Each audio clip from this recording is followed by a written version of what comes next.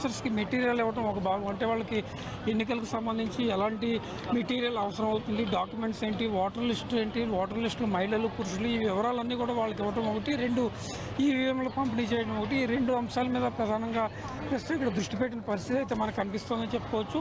Polling station నెంబర్ల వారీగా కూడా ఇక్కడ ఇచ్చిన పరిస్థితి కనిపిస్తుంది. ఎందుకంటే రాష్ట్ర వ్యాప్తంగా ఎన్నికల డ్యూటీలో ఉన్న వాళ్ళందరికీ కూడా ఈ మెటీరియల్ అంతా కూడా డిస్పాచ్ జరుగుతున్న పరిస్థితి ప్రధానంగా కనిపిస్తున్న వాతావరణం ఇక్కడైతే మనకు ఉంది. ఎందుకంటే ఎన్నికలు అనేవి చాలా శాంతి భద్రత వాతావరణంలో ఎలాంటి ఇబ్బందులు లేకుండా, టెక్నికల్గా ఎలాంటి ఇబ్బందులు లేకుండా నిర్వహించడం మీద ప్రధానంగా దృష్టి పెడుతున్న పరిస్థితి మనకు కనిపిస్తుంది. 175 అసెంబ్లీ నియోజకవర్గాలు, అదేవిధంగా 25 పార్లమెంట్ లోక్సభ స్థానాలకు సంబంధించి సజావుగా ఎన్నికలు నిర్వహించేందుకు ఎన్నికల కమిషన్ అన్ని రకాలైన ఏర్పాట్లు చేస్తుంది.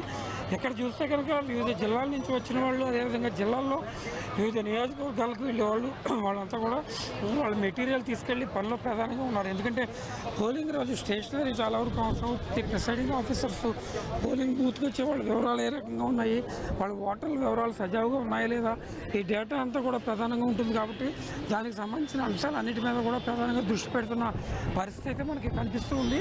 ప్రిసైడింగ్ అధికారులు కానీ, అసిస్టెంట్ ప్రిసైడింగ్ ఆఫీసర్స్ కానీ వాళ్ళకి ఇచ్చిన డ్యూటీస్ సక్రమంగా నిర్వహించడం కోసం కూడా ప్రధానంగా చర్యలు తీసుకుంటున్న పరిస్థితి అయితే ఉందని చెప్పుకోవచ్చు.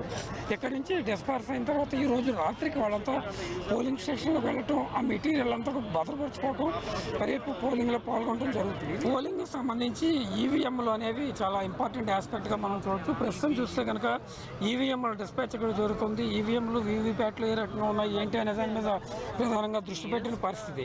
ఎందుకంటే ఇక్కడ చూస్తే central election to house of the people to 2024 అంటే ఎలక్షన్కి సంబంధించి విధుల్లో ఉన్న అధికారులు వాళ్ళకి సంబంధించిన మెటీరియల్ ఈవీఎంలు ప్రధానంగా ఇవ్వడం, ఈవీఎంలు ఆయా ప్రాంతాలకు తీసుకెళ్ళటం, వాటన్నిటిని కూడా నోట్ చేసుకోవడం, ఈ అంశాలన్నింటి మీద ప్రధానంగా దృష్టి పెట్టారు.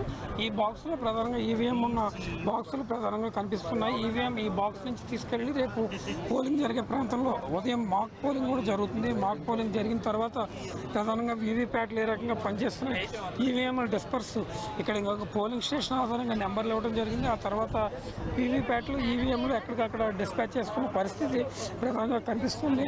ఇది పోలింగ్ ఏర్పాట్లకు సంబంధించిన తాజా పరిస్థితి. కెమెరా పర్సన్ శ్రీనివాస్తో ప్రసన్న న్యూస్ 360 అమరావతి.